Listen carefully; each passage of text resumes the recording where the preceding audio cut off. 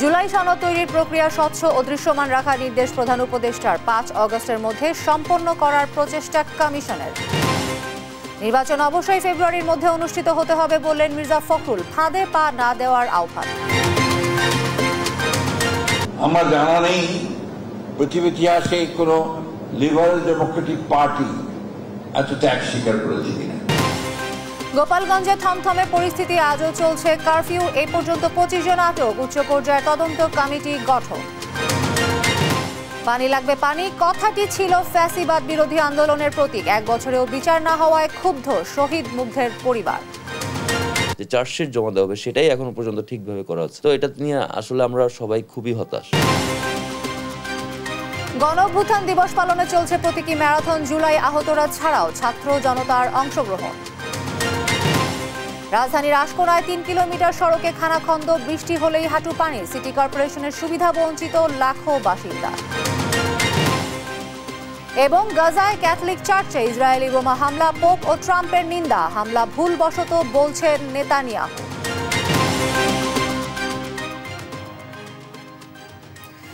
দেখছিলেন সংবাদ শিরোনাম, সংবাদ সকালের সঙ্গে আছি আমি মিশু হাসান। এবারে বিস্তারিত। জুলাই সনদ তৈরির প্রক্রিয়া স্বচ্ছ ও দৃশ্যমান হতে হবে বলে মন্তব্য করেছেন প্রধান উপদেষ্টা ডক্টর মোহাম্মদ ইউনূস। বৃহস্পতিবার রাষ্ট্রীয় অতিথি ভবন যমুনায় জাতীয় ঐকমত্য কমিশনের এক বৈঠকে এই নির্দেশনা দেন তিনি বলেন, এটা একটা ঐতিহাসিক ঘটনা, গণ অভ্যুত্থানের আকাঙ্ক্ষা এর মাধ্যমে প্রতিফলিত হবে। কাজেই পুরো প্রক্রিয়াটি স্বচ্ছতার সাথে সম্পন্ন করতে হবে, মানুষের কাছে দৃশ্যমান থাকতে হবে। বৈঠকে ঐকমত্য কমিশনের কাজের অগ্রগতি সম্পর্কে প্রধান উপদেষ্টাকে অবহিত করা হয়। আগামী 5 অগস্টের মধ্যেই জুলাই সনদ তৈরির কাজ সম্পন্ন করতে সর্বোচ্চ প্রচেষ্টা করা হচ্ছে বলেও জানান কমিশনের সদস্যরা।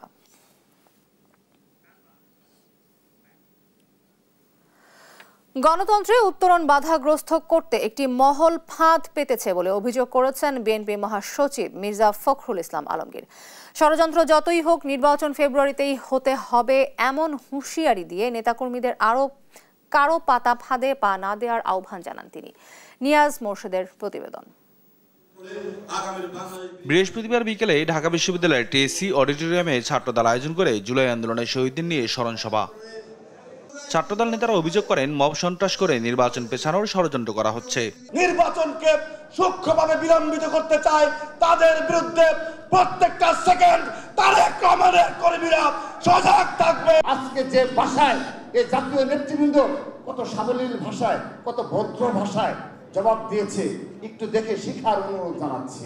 বিএনপির নেতারা বলেন, নির্বাচন ঠেকানোর ষড়যন্ত্র এখনো বন্ধ হয়নি। নানা অজুহাতে বিএনপির বিরুদ্ধে ষড়যন্ত্র করা হচ্ছে। সামনে নির্বাচন, অন্তর্বর্তীকালীন সরকার, নির্বাচনে আল্লাহর রহমতে তারেক রহমান আসবে, নির্বাচনে অংশগ্রহণ করবে। নির্বাচনটা কি করে ঠেকানো যায়, কারণ নির্বাচন হলে তো সবাই জানে। বিএনপি মহাসচিব মির্জা ফখরুল ইসলাম আলমগীর বলেন, গণতন্ত্রের উত্তরণ ব্যাহত করতে ফাঁদ পাতা হচ্ছে। সেই ফাঁদে নেতাকর্মীদের পা না দেওয়ার আহ্বান জানান তিনি। এরা ফাঁদ পাচ্ছে, আমাদেরকে প্রভোগ করছে যে আমরা যেন আমরা ঝাঁপিয়ে পড়ি, প্রতিবাদ করি, কনফ্রন্টেশন করি, এমন একটা অবস্থা তৈরি করি যেন গণতন্ত্রের উত্তরণটা ব্যাহত হয়। বলেন, লন্ডন বৈঠকের পরে নির্বাচন নিয়ে ষড়যন্ত্র শুরু হয়ে গেছে। তবে যত ষড়যন্ত্রই হোক, নির্বাচন ফেব্রুয়ারিতেই হবে। গভর্নমেন্টটা শুরু হয়েছে যেই আপনার ফেব্রুয়ারি নির্বাচনের কথা ঠিক হলো লন্ডনে বসে আমাদের চেয়ারম্যান তারেক রহমান সাহেব এবং চিফ অ্যাডভাইজারের মধ্যে বৈঠকের মধ্যে, তারপর থেকেই গভর্নমেন্টটা শুরু হয়েছে। তারেক রহমানের দেশে ফেরা নিয়ে যারা ভয় পেয়ে নানা প্রপাগান্ডা চালাচ্ছে, তাদের ভয়ের কোনো কারণ নেই বলেও মন্তব্য করেন তিনি। নিয়াজ মোর্শেদ, দেশ টিভি, ঢাকা। দেশে গণতন্ত্র নয়, মবতন্ত্রের রাজত্ব চলছে বলে মন্তব্য করেছেন বিএনপির স্থায়ী কমিটির সদস্য সালাউদ্দিন আহমেদ। তিনি বলেন, জুলাই গণ অভ্যুত্থান হয়েছিল গণতন্ত্রের জন্য, কিন্তু বর্তমানে সেই গণতন্ত্রই ব্যাহত হচ্ছে। বৃহস্পতিবার রাজধানীর নয়াপল্টনে বিএনপির কেন্দ্রীয় কার্যালয়ের সামনে সারা দেশে আইনশৃঙ্খলা পরিস্থিতির অবনতির প্রতিবাদে জাতীয়তাবাদী যুব দলের এক প্রতিবাদ সমাবেশে প্রধান অতিথির বক্তব্যে তিনি এসব কথা বলেন। এ সময় গোপালগঞ্জে জাতীয় নাগরিক পার্টি নেতাকর্মীদের ওপর হামলার ঘটনায় দলটির রাজনৈতিক অনভিজ্ঞতাকে দায়ী করেছেন বিএনপির স্থায়ী কমিটির এই সদস্য।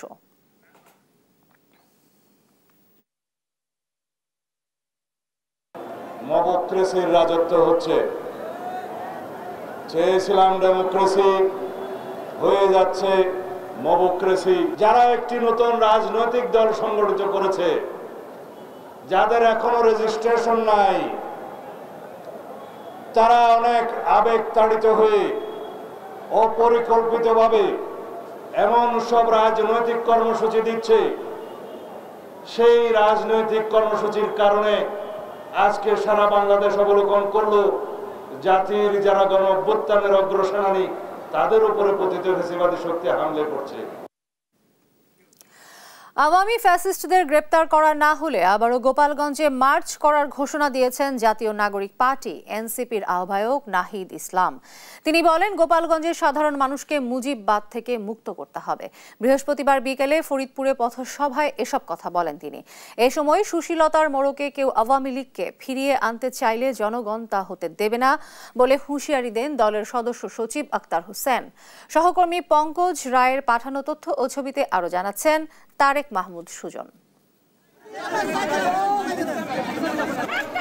বৃহস্পতিবার দুপুরে খুলনা থেকে ফরিদপুর পৌঁছে জেলার সার্কিট হাউস থেকে পদযাত্রা শুরু করে জাতীয় নাগরিক পার্টি এনসিপির নেতাকর্মীরা। পরে জনতা ব্যাংক মোড়ে পথসভায় বক্তব্য রাখেন দলের কেন্দ্রীয় নেতারা। এ সময় সুশীলতার মোড়কে কেউ আওয়ামী লীগকে ফিরিয়ে আনতে চাইলে জনগণ তা হতে দেবে না বলে হুঁশিয়ারি দিয়ে বক্তারা বলেন, গোপালগঞ্জকে আওয়ামী লীগ মুক্ত করা হবে। বাংলাদেশের মানুষ সুশীলতার মোড়কেও আওয়ামী ফ্যাসিবাদী মুজিববাদী মতাদর্শকে বাংলাদেশে আর উচ্চারিত হতে দেবে না। বাংলাদেশ গতকালকে গোপালগঞ্জে যে ধরনের সন্ত্রাসী কার্যক্রম দেখেছে, জঙ্গি স্টাইলের হামলা দেখেছে, পুরো বাংলাদেশ আবার তারা ছাড়খাড় করতে প্রস্তুত হচ্ছে। আওয়ামী ফ্যাসিস্টদের গ্রেপ্তার না করা হলে আবারও গোপালগঞ্জে মার্চ করার ঘোষণা দিয়ে দলের আহ্বায়ক নাহিদ ইসলাম বলেন, যারা রিফাইন্ড আওয়ামী লীগের কথা বলেন তারা গতকাল রিফাইন্ড আওয়ামী লীগের চিত্র দেখেছে।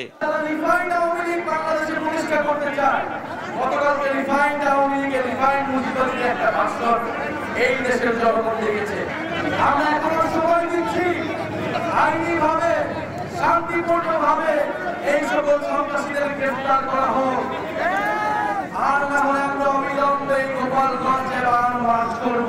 গোপালগঞ্জ ফ্যাসিস্টরা আশ্রয়কেন্দ্র গড়ে তুলেছে অভিযোগ করে নাহিদ ইসলাম বলেন, গোপালগঞ্জের সাধারণ মানুষকে মুজিববাদ থেকে মুক্ত করতে হবে। গোপালগঞ্জের মাটি ও জনগণকে মুজিববাদ থেকে সম্পূর্ণভাবে চিরতরে মুক্ত করে তারপরে গোপালগঞ্জের নিরপরাধ সাধারণ মানুষকে কোনো ধরনের হেনস্থা না করারও আহ্বান জানান এনসিপির এই নেতা। তারেক মাহমুদ সুজন, নিউজ ডেস্ক, দেশ টিভি। গোপালগঞ্জের কারফিউয়ের সময় আরও বাড়ানো হয়েছে। আজ বেলা 11টা পর্যন্ত কারফিউ চলার পর শিথিল থাকবে 3 ঘন্টা। ফের দুপুর 2টা থেকে কারফিউ শুরু হয়ে বহাল থাকবে পরবর্তী নির্দেশনা না দেয়া পর্যন্ত। এখনও গোপালগঞ্জ জুড়ে থমথমে পরিস্থিতি বিরাজ করছে। 25 জনকে আটক করা হয়েছে। সহকর্মী জাবেরুল ইসলামের তথ্য ও ছবিতে জানাচ্ছেন আপন অপু।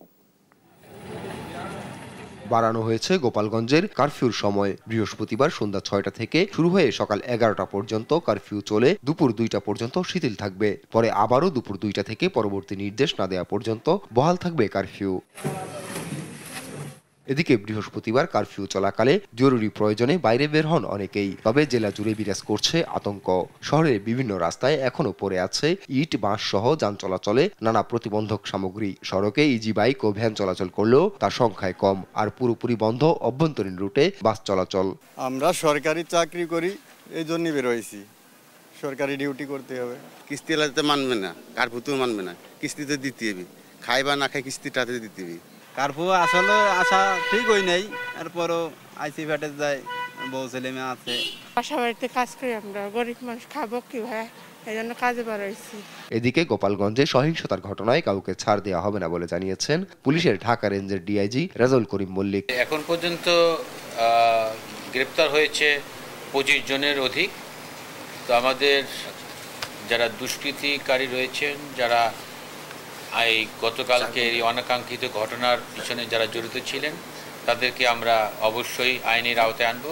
সেই প্রক্রিয়াটা অব্যাহত থাকবে। এর আগে বুধবার দুপুরে জাতীয় নাগরিক পার্টির মার্চ পর গোপালগঞ্জ ঘিরে হামলা ভাঙচুর চালায় আওয়ামী লীগ সমর্থকরা। পরে দিনভর যৌথ বাহিনীর সঙ্গে সংঘর্ষে 4 জন নিহত এবং অর্ধশতাধিক আহত হন। নিউজ ডেস্ক, দেশ টিভি। গোপালগঞ্জে দ্বিতীয় দিনের মতো কারফিউ চলছে। এই মুহূর্তের পরিস্থিতি জানাতে সরাসরি যুক্ত হচ্ছেন সহকর্মী জাবেরুল ইসলাম। জাবেরুল, গোপালগঞ্জের এখনকার পরিস্থিতি কি বলছেন স্থানীয়রা, আমাদেরকে জানাবেন।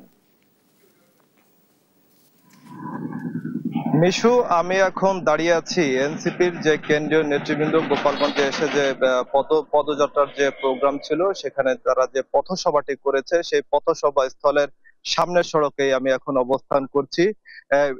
এখান থেকেই পদযাত্রা শেষ করে ফেরার সময় তাদের উপরে যে হামলার ঘটনা ঘটে, এই হামলার সময় আইন শৃঙ্খলা পরিস্থিতি স্বাভাবিক রাখতে সেনাবাহিনী এবং পুলিশের সাথে ধাওয়া পাল্টা ধাওয়া এবং গুলিবর্ষণের ঘটনা ঘটে।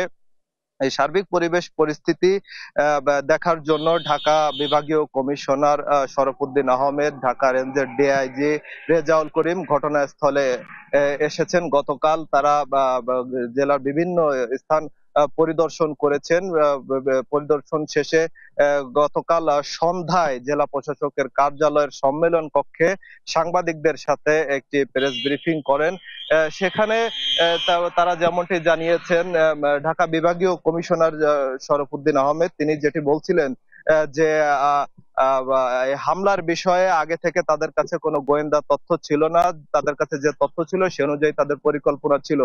যেহেতু এই উদ্ভূত পরিস্থিতিতে বুধবার সন্ধ্যা থেকে বৃহস্পতিবার সন্ধ্যা 6টা পর্যন্ত কারফিউ জারি করে প্রশাসন। পরিস্থিতি স্বাভাবিক না হওয়ায় পরবর্তীতে সিদ্ধান্ত নিয়ে গতকাল সন্ধ্যা থেকে আজ বেলা 11টা পর্যন্ত কারফিউ জারি করা হয়। 3 ঘন্টা শিথিল থেকে দুপুর 2টা থেকে পরবর্তী নির্দেশ না দেওয়া পর্যন্ত এই কারফিউ জারি থাকবে। তবে আমরা সকাল থেকে লক্ষ্য করেছি যে রাস্তায় সাধারণ মানুষের উপস্থিতি একেবারেই কম।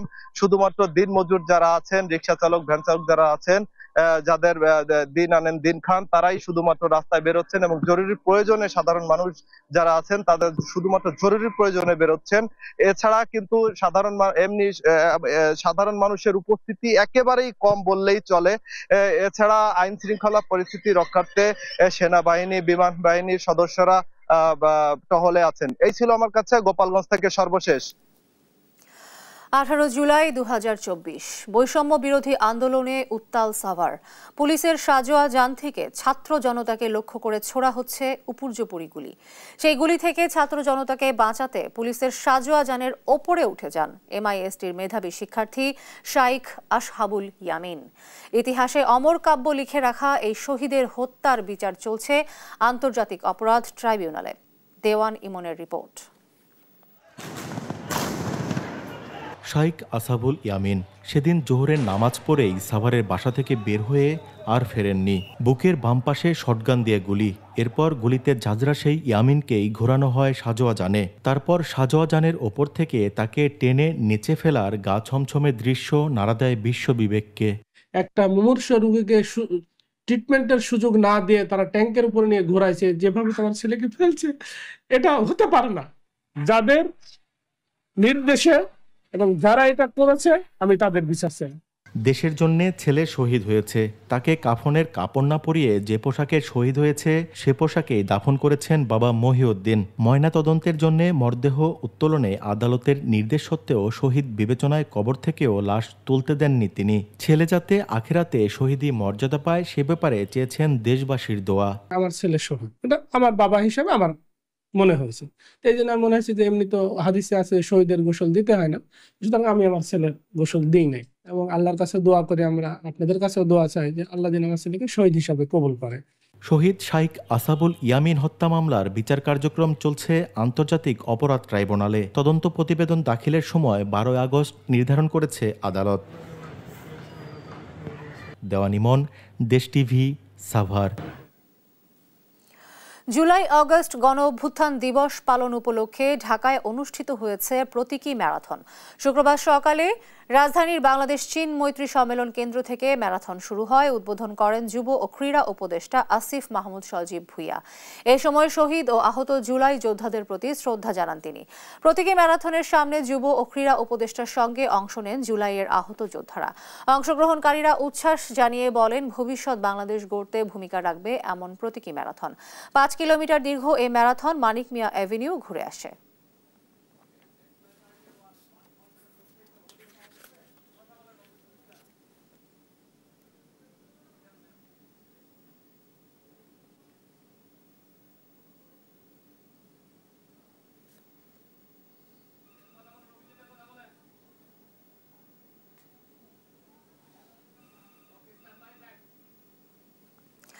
ঢাকার বাইরেও জেলা পর্যায়ে আয়োজন করা হয়েছে প্রতীকী ম্যারাথন। টাঙ্গাইল জেলা প্রশাসনের এমন আয়োজন সম্পর্কে জানাতে আমাদের সঙ্গে সরাসরি যুক্ত হচ্ছেন সহকর্মী অভিজিৎ ঘোষ। অভিজিৎ, ম্যারাথন কি শেষ হয়েছে? কারা অংশ নিয়েছেন আমাদেরকে জানাবেন।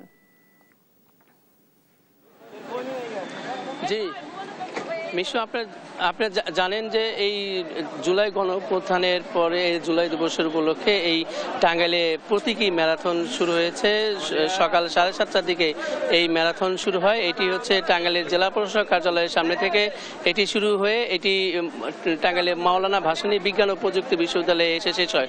প্রায় 5 কিলোমিটার সড়ক অতিবাহিত করে যারা এখানে অংশগ্রহণ করেছে তারা এসেছেন এবং জেলা প্রশাসন বলছে প্রায় 5 শতাধিক মানুষ এই ম্যারাথনে অংশগ্রহণ করেছে এবং এই ম্যারাথনে অংশগ্রহণ করার আগে সবাইকে রেজিস্ট্রেশন করতে হয়েছে এবং প্রশাসন বলছেন যে এই যারা অংশগ্রহণ করেছে এর মধ্যে 1 থেকে 3 পর্যন্ত তাদেরকে ক্রেস্ট সহ পুরস্কৃত করা হবে এবং এছাড়া 10 জনকে তারা পুরস্কৃত করবেন। এর পাশাপাশি যারা অংশগ্রহণ করেছে তাদেরকে প্রত্যেককেই তারা সার্টিফিকেট প্রদান করবেন এবং এই ম্যারাথনের উদ্বোধন করেছেন জেলা প্রশাসক শরীফা হক এবং এর সাথে এই জেলার ঊর্ধ্বতন কর্মকর্তারা এখানে উপস্থিত ছিলেন। আপনারা দেখতে পাচ্ছেন যে এই যে মাওলানা ভাসানী বিজ্ঞান ও প্রযুক্তিতে যে ম্যারাথন শুরু হয়েছিল এইখানে এসে শেষ হয়েছে। এই ম্যারাথনের যারা অংশগ্রহণ করেছে আমরা তার সাথে আমরা একটু কথা বলবো যে এই যে ম্যারাথনে অংশগ্রহণ করে তোমার কেমন লাগছে? আলহামদুলিল্লাহ, অনেক ভালো লাগছে। প্রতি বছর হলে আমরা অংশগ্রহণ করবো ইনশাআল্লাহ। এটা আমাদের টাঙ্গাইলের জন্য খুবই গর্বিত। মানে কত কিলোমিটার এটা? প্রায় 5 থেকে 7 কিলোমিটার হবে। প্রত্যাশা কি ছিল? প্রত্যাশা ছিল তো সবারই অংশগ্রহণ করলে প্রথম স্থান অধিকার করার ইচ্ছা থাকে। আলহামদুলিল্লাহ যা করছি অনেক ভালো করছি। সামনেবার আবার হলে আরো বেশি ভালো করবো ইনশাআল্লাহ। এই যে ম্যারাথনে অংশগ্রহণ করে কেমন লাগছে? আলহামদুলিল্লাহ অনেক ভালো লাগতেছে। ভালো লাগাটা কেমন এই যে অংশগ্রহণ করে যে দৌড়ানো এবং প্রতিযোগিতায় অংশগ্রহণ করা ফার্স্ট সেকেন্ড হয়? ফার্স্ট হয়ে সবারই অনেক ভালো লাগে যে একটা ইচ্ছা থাকে যে দিব যে সবার একটা ইচ্ছা থাকে যে ফার্স্ট হলে একটা মানে নিজের গর্ব মনে হয় যে না আমি দেশের জন্য একটা কিছু করতে পারতেছি। এই গর্বটার জন্য ফার্স্ট সেকেন্ড হওয়ার। আরেকজনের সাথে কথা বলবো। এই যে ম্যারাথনের যারা অংশগ্রহণ করছে আপনার শিক্ষার্থীরা অংশগ্রহণ করছে এটা আপনার অনুভূতি কেমন? হ্যাঁ, আমার অনুভূতি অত্যন্ত ভালো।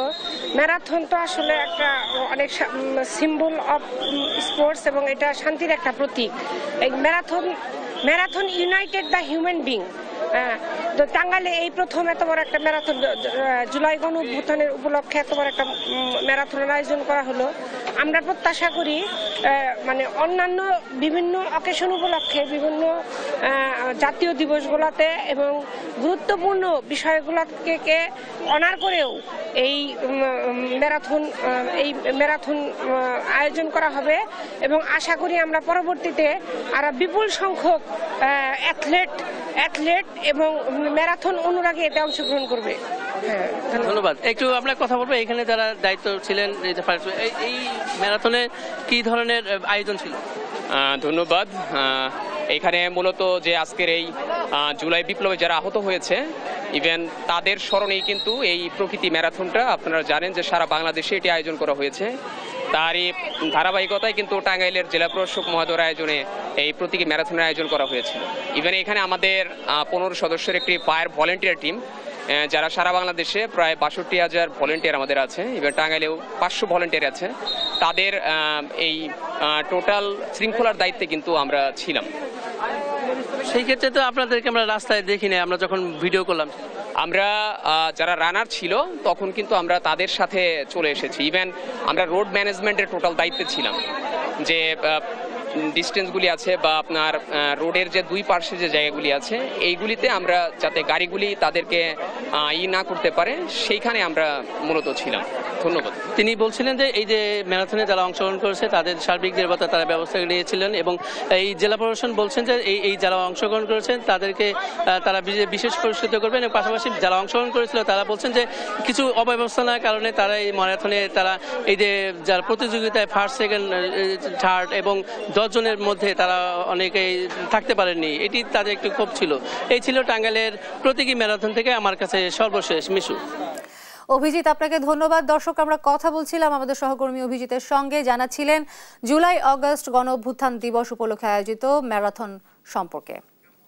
দেখতে হাঁটু পানির ড্রেন, খানাখন্দ ভরা ৩ কিলোমিটার এই সড়ক রাজধানীর দক্ষিণখানের আশকোনা এলাকায়। গেল ১২ বছরের এই ভোগান্তি যেন নিয়তি হয়ে উঠেছে এখনকার বাসিন্দাদের। ঢাকা উত্তর সিটি কর্পোরেশনের অন্তর্ভুক্ত হয়েও নালা নর্দমার পরিবেশে বসবাস করছেন তারা। আশকোনার জনদুর্ভোগ নিয়ে আরও জানাচ্ছেন তন্দ্রা তারণ্য।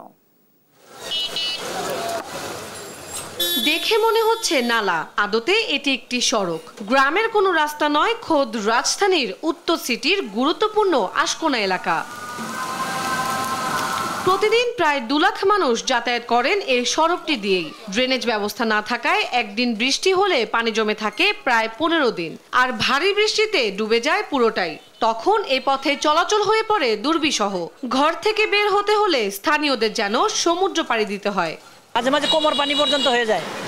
একটা মানুষ যদি অসুস্থ হয়ে পড়ে তাকে যে হসপিটাল নেবে এরকম একটা অ্যাম্বুলেন্স ঢোকে না। এই জায়গাটায় পানি কন্টিনিউ থাকে, যাতায়াতে অনেক কষ্ট হয়ে যায়, আর মাঝে মাঝে স্কুল স্কিপ করা লাগে। এখানে পানি শেষ হয় না। গ্রামের রাস্তাগুলো হচ্ছে আমাদের এলাকার, গ্রাম থেকে মানুষ এসে বলে কি রাস্তা, ১ টাকার কাজ হয়নি লাস্ট ১৫ বছর, ১৫-১৬ বছর ১ টাকার কাজ হয়নি। পানি জমে থাকায় খানাখন্দে ভরে গেছে সড়কগুলো, যেখানে হরহামেশাই উল্টে যায় অটোরিকশা সহ বিভিন্ন যানবাহন। বিকল হয়ে পড়ে ইঞ্জিন, ঘটে দুর্ঘটনা, ভোগান্তিতে পড়ে যাতায়াতকারীরা। প্রতি মুহূর্তে এখানে আমরা বিপদ আতঙ্ক অবস্থায় চলাচল করতেছি। গতকাল আমারই গাড়ি পল্টি খাইছে এই জায়গায়, আর দুর্ঘটনা কি বলবো, সবারই গাড়ি পল্টি খায়। এই জায়গায় আমার খুব কষ্ট হয়। গাড়ির কত অ্যাক্সিডেন্ট হইতেছে হিসাব নাই। রিস্কা আসলো, তার সাথে একজন মুরব্বীও ছিল, মানে দুইজন হাজবেন্ড ওয়াইফ, দুজনে পড়ে গেছে রিস্কা নিয়ে। সিটি কর্পোরেশন মাঝে মাঝে ঠেক লেগে উপর থেকে ফোন দিলে একটু গুঁতো দিয়ে চলে যায়। সিটি কর্পোরেশনকে আমাদের ফান্ডে টাকা নাই, তা আমরা করতে পারতাম না। ইঞ্জিনিয়ার মনে ভুলেও এখানে পানির ভিতরে আসে না। সিটি কর্পোরেশনের নাগরিক হয়েও কেন এ বৈষম্য, প্রশ্ন ছিল ঢাকা উত্তর সিটি কর্পোরেশনের প্রশাসকের কাছে। তার দাবি, দ্রুতই উন্নয়ন কাজ শুরু করা হবে। 3-4টি বড় প্রকল্প আমরা হাতে নিয়েছি, আর ছোট ছোট যেই রাস্তাগুলোর কথা এখন বলা হচ্ছে এগুলো বড় আর্টারির সাথে মিলে এগুলোকে যুক্ত করা হবে। আমরা এটাকে প্রায়োরিটাইজ করেছি। এবারের বাজেটও আমরা এখানে একটা ম্যাক্সিমাম অ্যালোকেশন আমরা রেখেছি। আমরা হটস্পটগুলো আইডেন্টিফাই করে আমরা এগুলো প্রায়োরিটি করছি। এটা আসলে অগ্রগতির দিকে যাবে, এটা কি এবার জনগণকে আশা করতে পারে? এটা ফান্ড অ্যাভেলেবলের উপর ডিপেন্ড করে। আসলে সত্য কথা হচ্ছে যেটা বিমানবন্দর হজ ক্যাম্প সংলগ্ন রাজধানীর আশকোনা এলাকাটি গুরুত্বপূর্ণ হলেও পিছিয়ে আছে উন্নয়নে। জলাবদ্ধতা, পানিবন্দী জীবন ও নির্মাণ কাজের ধীর গতিতে চরম দুর্ভোগে আশকোনার বাসিন্দারা। অভিযোগ আছে বহু, তবে সমাধানে নেই কোনো দৃশ্যমান অগ্রগতি। প্রতিশ্রুতি রয়েছে, তবে প্রশ্ন একটাই, কবে মিলবে এর স্থায়ী সমাধান? তন্দ্রা তারণ্য, দেশ টিভি, ঢাকা। রাজধানীর মতিঝিলের সেনা কল্যাণ ভবনে আগুনের ঘটনা ঘটেছে। বৃহস্পতিবার রাত 10:30টার দিকে ভবনটির 21 তলায় বাংলাদেশ ব্যাংকের একটি কার্যালয়ে আগুন লাগে। ফায়ার সার্ভিসের সিদ্দিক বাজার স্টেশনের 5টি ইউনিট প্রায় 1 ঘন্টার চেষ্টায় আগুন নিয়ন্ত্রণে আনে। উঁচু ফ্লোর হওয়ায় ক্রেনের মাধ্যমে আগুন নির্বাপনে কাজ করেন ফায়ার কর্মীরা। প্রাথমিকভাবে ফায়ার সার্ভিসের ধারণা, বৈদ্যুতিক ত্রুটির কারণে এই অগ্নিকাণ্ডের ঘটনা ঘটেছে। ফায়ার সার্ভিসের সহকারী পরিচালক কাজী নজমুজ্জামান জানান, বাংলাদেশ ব্যাংকের কর্পোরেট অফিসে লাগা এই আগুনে কারণ উদ্ঘাটনে তদন্ত কমিটি গঠন করা হবে। তলায় বাংলাদেশ ব্যাংকের একটা কর্পোরেট অফিসে গিয়ে আগুনটা আমরা পাই। সিলিং এর উপরে বৈদ্যুতিক তারের ভিতরে আগুনটা ছিল। এখান থেকে প্রচণ্ড ধোঁয়া সৃষ্টি হয়, আর এই ধোঁয়াটা আস্তে আস্তে প্রত্যেকটা ফ্লোরের যে সিঁড়ি আছে অথবা লিফটের যে বয়েড স্পেস আছে সেদিকে বের হইয়া চলে আসে। আমরা খুব অল্প সময়ের ভিতরেই আগুনটাকে নিয়ন্ত্রণ করতে নিয়ে আসছি। তার প্রধান কারণ ছিল এখানে সিকিউরিটির ব্যবস্থা ছিল খুবই ভালো। কুষ্টিয়া ইসলামী বিশ্ববিদ্যালয়ের শাহ আজিজুর রহমান হলের পুকুর থেকে সাজিদ আব্দুল্লাহ নামে এক শিক্ষার্থীর মরদেহ উদ্ধার করেছে পুলিশ। পুলিশ জানান, নিহত শিক্ষার্থী বিশ্ববিদ্যালয়ের আল কুরআন অ্যান্ড ইসলামিক স্টাডিজ বিভাগের 2021-22 শিক্ষাবর্ষের শিক্ষার্থী। তার বাড়ি টাঙ্গাইল জেলায়।